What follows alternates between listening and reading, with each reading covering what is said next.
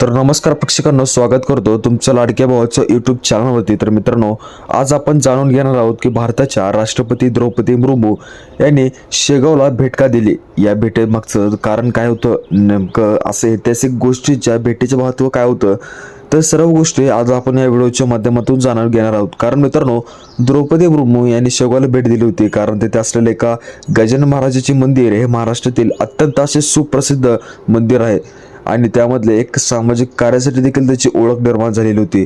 भेटीदरम्यान दर्शन घेतले होते। मंदिर संस्थांची सामाजिक उपक्रमाची माहिती अत्यंत महत्त्वाची आहे। महाराष्ट्रामधील बुलढाणा जिल्ह्यातील शेगाव हे एक पवित्र तीर्थक्षेत्र म्हणून ओळखलं जातं आणि श्री गजानन महाराजांचे मंदिर तेथे लाखो भक्तांच्या श्रद्धेचे एक केंद्रस्थान बनलेले आहे। गजानन महाराज हे संत परंपरेतील एक महान संत मानले जातात। त्यांच्या नावाचे चालणारे मंदिर स्थान केवळ एक धार्मिकच नव्हे तर सामाजिक कार्यात देखील आघाडीत आहेत। दरवर्षी मित्रांनो, लाखो भाविक तिथे येत असतात। राष्ट्रपतीच्या भेटीचे कारण काय?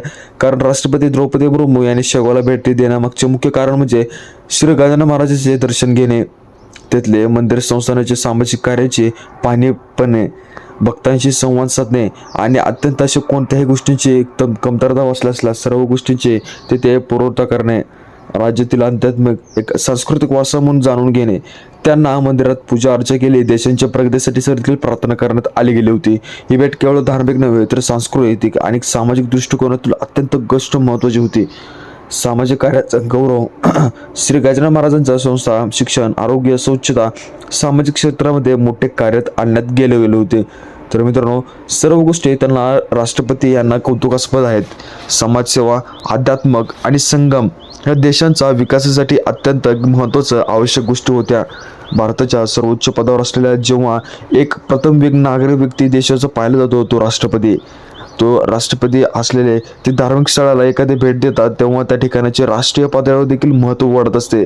तेथील जागाचा चर्चा देखील अख्ख्या देशभरामध्ये होत असतात, त्याची पूर्ण व्हॅल्यूज बदलत असते। या भेटीमुळे शेगाव आणि महाराष्ट्राचा गौरव वाढला गेला होता। राष्ट्रपती आपल्या भाषेमध्ये भारतीय आणि सांस्कृतिक परंपरांचा एक संदेश देण्यात आला गेला होता। राष्ट्रपती द्रौपदी मुर्मू यांनी सांगितले होते की आपली परंपरा एक आध्यात्मिक हेच आहे। आपल्या देशाचे खरे बळ त्यांना तरुणांना समाजसेवेमध्ये सहभागी होण्याचे आवाहन केले होते। तर मित्रांनो, राष्ट्रपती द्रौपदी मुर्मू एक कार्यक्रम नव्हतं, एक धार्मिक एक स्थळ होतं। त्या धार्मिक एका कार्यक्रमासाठी एकाशी पारंपरिक पद्धतीने त्यांनी सर्व गोष्टी तेथील त्यांच्या संस्कृती रीतिरिवाजानुसार एका शेगाव मंदिरामध्ये एक आपलं पदार्पण करण्यात आलं गेलं होतं। तेव्हा सर्व गोष्टीमध्ये सर्व पत्रकार बंधू हे सर्व गोष्टी तिथे आले गेले होते। पण यावेळेला देखील गजानन महाराजांचं दर्शन घेण्यास देखील हे मुख्य कारण गेले होते। भारताच्या सर्व मोठ्या प्रथम नागरिकांमध्ये एक राष्ट्रपती नाव यांचं सर्वात मोठं घेतलं जात असतं।